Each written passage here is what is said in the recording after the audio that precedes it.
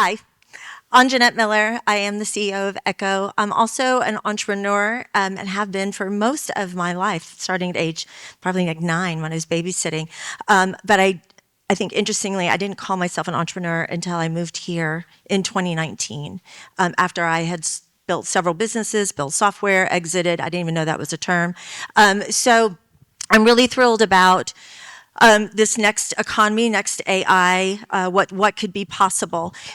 Mark said this earlier today. We've heard this before, right? That there's going to be this great equalizer. I think Sam Altman said that, right? That AI will be a great equalizer. But we've heard that before around other technology, right?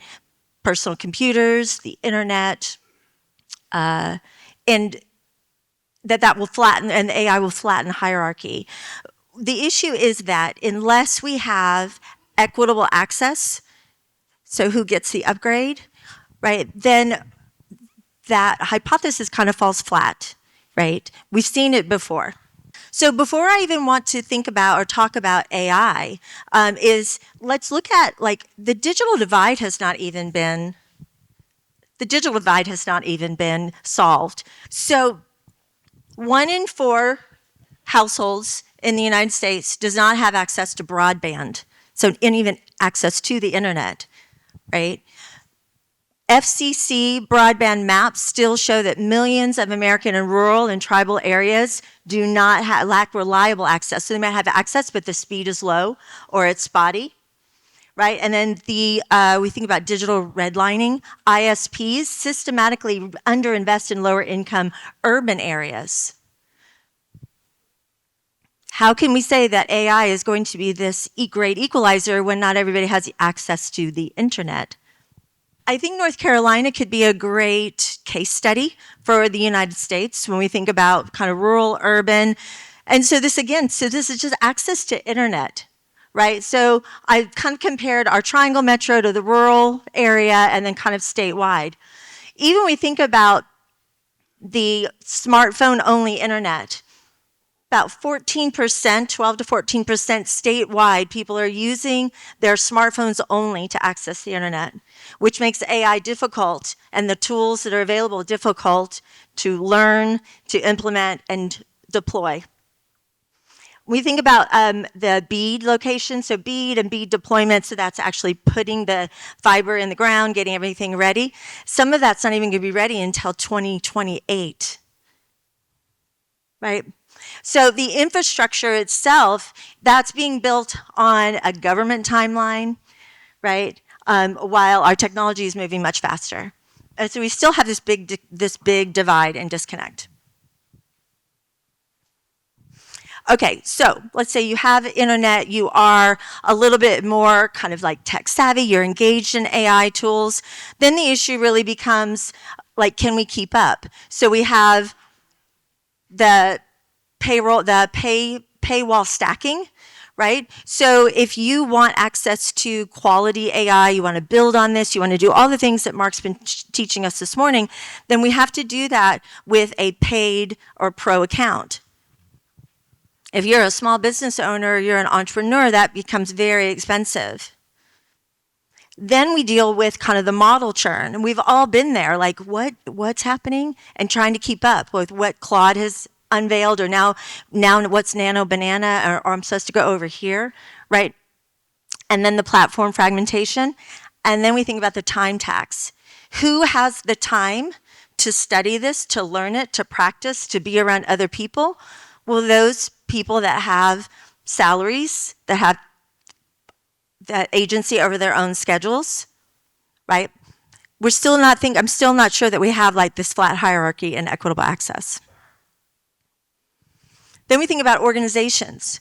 So that's already kind of built to scale. So costs for small businesses, for solopreneurs, small businesses, it may be prohibitive to be able to do the things that Mark was teaching us this morning, or what we know it's capable of, or what we know is coming, right? What's already working, that corporate investments dwarf public and nonprofit. I'm lucky enough to steward a nonprofit here in the Triangle, And the cost to be able to have these enterprise accounts is very expensive. But when we think about our organizations with existing data infrastructure and tech talent in-house, easy peasy. So who's going to continue to benefit? Those who have already always benefited. So what do? Funding the floor. So what could we do to make this equity happen? When we think about libraries, libraries now have business centers. North Carolina, there are several libraries across the state that are being funded to actually be business centers and have so much service there available to just the community. So what if we thought about funding our libraries, our community colleges, community centers, right, with these fully capable AI tools? What if we think about how do we embed some literacy, some AI literacy? So all of us in this room are going to learn a bunch. Some of us are more expert than not. I'm in the not. But as we learn, why aren't we then building some type of peer-to-peer system, whether that's at the library or community center or community college? Right? What if there's some cohort based? All of us, as we get trained up and we learn about this, why not we just, I don't know, have a book club, have a craft club, have a wine and cheese party, and then let's all learn together. Capital and network access. Let's not mistake AI tools for the other things that small businesses and entrepreneurs need, which is access to mentorship, access to community, and access to capital. AI tools don't fix that. And then lastly is the network investment, the next workforce investment. Those are our youth. Students today in middle and high school already know that the workforce has completely changed and our educational landscape has completely changed.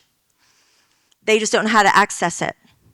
Our current schools, our public schools, even our private schools, are built on a large system that takes a long time for that system to move or to shift, right? They're not prepared.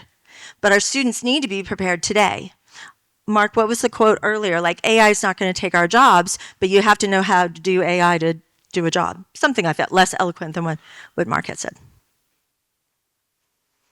Okay, so the upgrade is here, right?